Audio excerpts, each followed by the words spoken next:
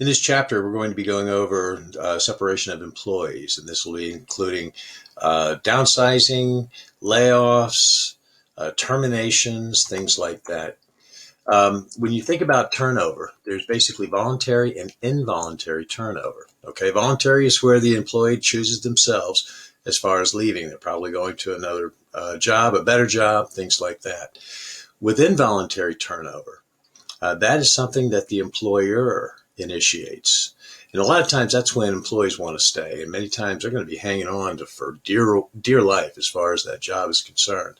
And so what you're doing is you are telling them they no longer have a job. With involuntary turnover, the costs include recruiting, the lost productivity, possible lawsuits, in case there might have been some sort of discrimination or something along those lines. Possibly workplace violence. At the pharmaceutical company where I was at, we had a series of downsizings. And at first, in the early downsizing, we really didn't have any problem as far as any kind of violence, any kind of lost assets or anything like that.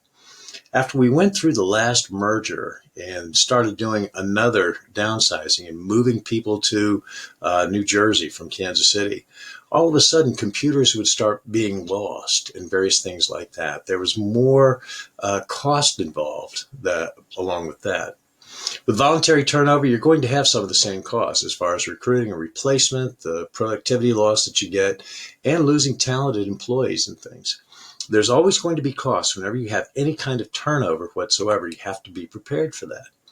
One of the things we have here in the United States is what's called the employment at will doctrine. We've talked about this in an earlier chapter, which basically says if there is no contract, specific contract between the employee and employer, either one can terminate the relationship at their own choosing, at the time of their own choosing.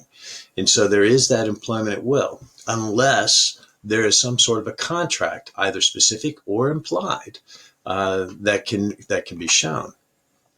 Again, you get that psychological contract, and we've talked about this in the previous chapters, where the employee feels that they are owed something based on what it is that they're giving back to the company. And the company feels that they are owed something from the employee based on what it is that they're giving. And so that whole idea of we have this contract as far as I'll give you something if you give me something is important. Many times when you have the involuntary termination, you're breaking that psychological contract that was expected by the employee. Now, with that separation, sometimes you're having to get into discipline and discharge. Those were always the hardest ones, where you are having to document some of the behaviors and the lack of work or something along those lines as far as what it is that an employee is providing. And what you have to do is make sure that you have a standardized and systematic approach to how you handle the separation as far as the decision that's made, what happens afterwards, and things like that. You have to make sure that you're following all of the legal requirements that go along with it. In other words, if there is any kind of promised job security, you may be in violation of that termination, in violation of law in doing that termination. That's why you'll find most employee handbooks have a statement in there saying that this does not imply any kind of specifics as far as long-term relationship and working there. There is no permanent job security. The other thing is you can't violate public policy. In other words, you can't fire somebody for refusing to do something that's illegal or unsafe. That would be a wrongful discharge.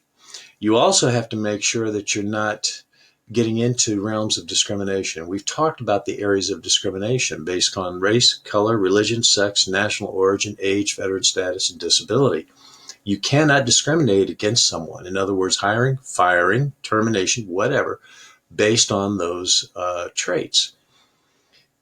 And one of the things here that's really important is right here. You have to make sure that you are documenting everything that goes along with some sort of an employee termination.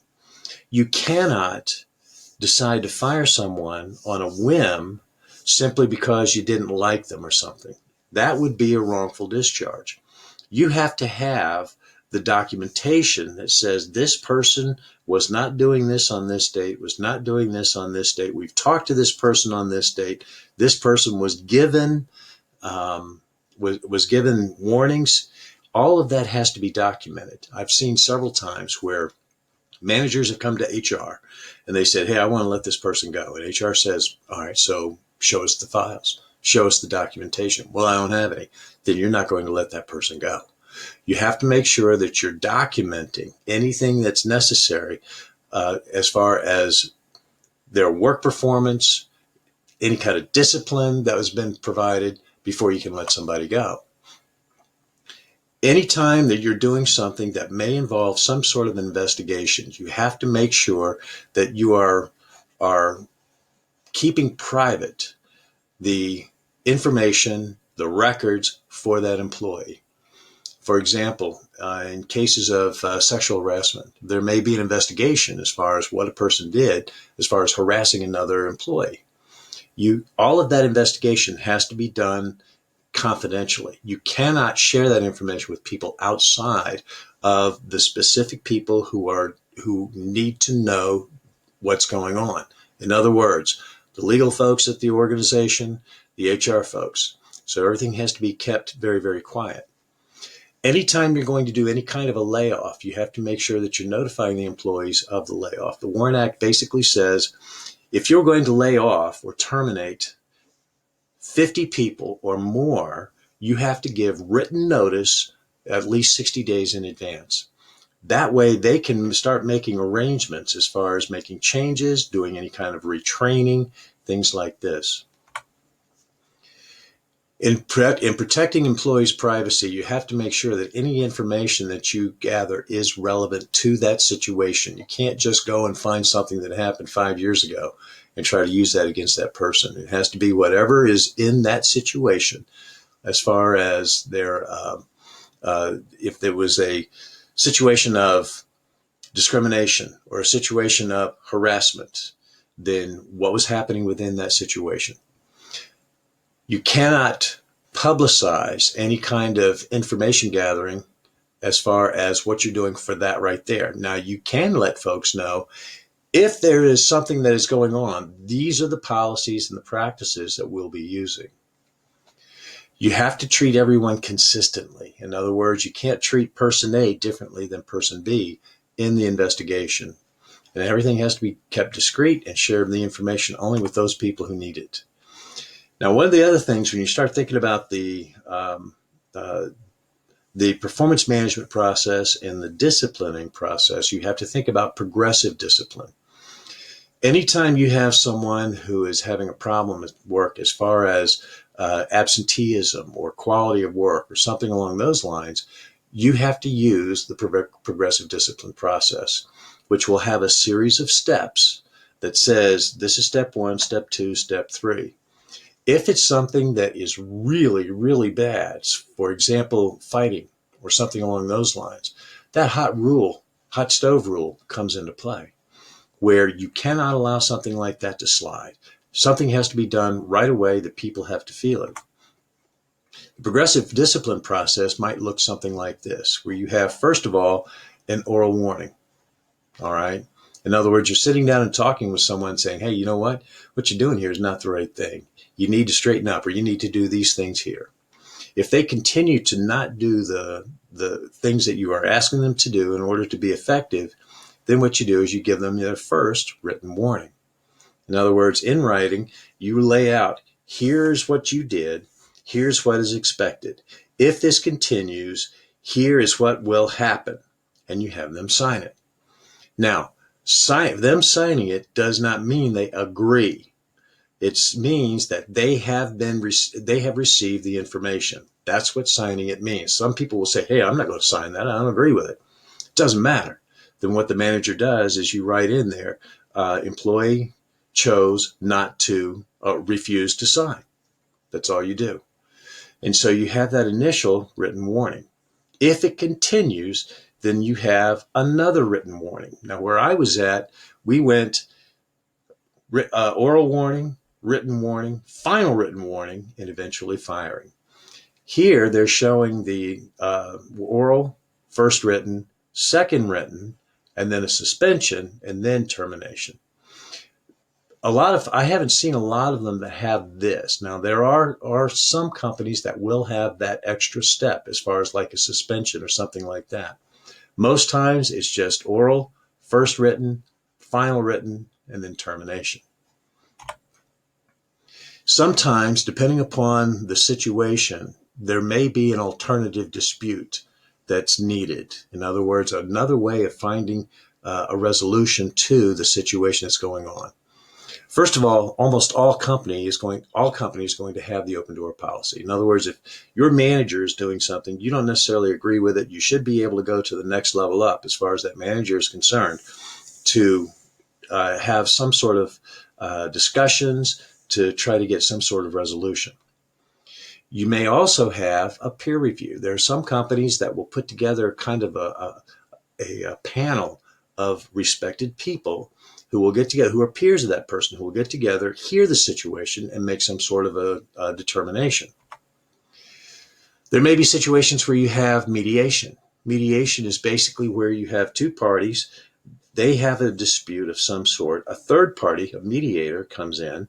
The mediator tries to help them find a common solution. All right.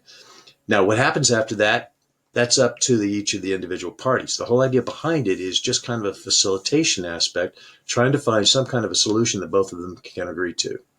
Arbitration is different, where you have two people who have agreed to go to arbitration. What happens is a third person, the arbitrator, will listen to both sides, make a final determination, and that is what everyone is held to task for. Many times you need to take advantage of what's called an employee assistance program. Most companies, as a part of their benefit package, has an employee assistance program. For example, if you are running into a situation where you may be having a problem with alcohol or drugs or something along those lines, or a family member who is having one of those problems, many times the employee assistance program will help you find a way to resolve that. In other words, possibly going to some sort of counseling or outperson treatment or something along those lines to help you through some of those problems. Any kind of EAP program is also kept confidential. Where I was at Hallmark and at Marion, we had an EAP program, and it was a great benefit for folks as far as somebody helping them through a gambling problem. Somebody was having some sort of credit issues. The EAP process was helping them with that. So that is something that's available to employees if they are running into problems and if there is some sort of a separation. Another thing to think about is outplacement counseling. By the way, the secret code for this chapter is downsizing. The secret code is downsizing. So you may have a situation of outplacement counseling where many times when you have some sort of a layoff, here you are, you're telling people you no longer have a job through no fault of your own. And many times as a part of the package, the benefit package that will be provided to folks with a termination may be a certain number of weeks of pay based on years of service. And they may have EAP access, and they may have outplacement counseling. That may be a benefit that's provided as a part of the termination, where people actually have a chance to go to a counselor. There may also be reemployment help as far as that termination package is concerned. When it comes to termination, it is very, very difficult. I've had several situations. I've had someone that I've had to terminate based on their performance. I actually had several.